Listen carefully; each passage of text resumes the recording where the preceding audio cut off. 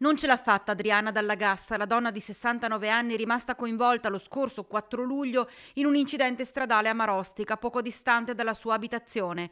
A causa delle lesioni riportate è espirata al San Bortolo di Vicenza, dove era stata condotta con l'eliambulanza. La donna si trovava in sella alla sua bicicletta e uscendo da via Gobbe si era immessa in via Roma proprio nel momento in cui stava arrivando un SUV al cui volante si trovava un 47enne di Cartigliano. Il conducente dell'auto non era riuscito a evitare l'impatto con la ciclista che era stata scaraventata sul cofano del veicolo, finendo quindi sull'asfalto, sbattendo violentemente la testa. Immediato l'allarme dato dai passanti lungo la trafficatissima arteria.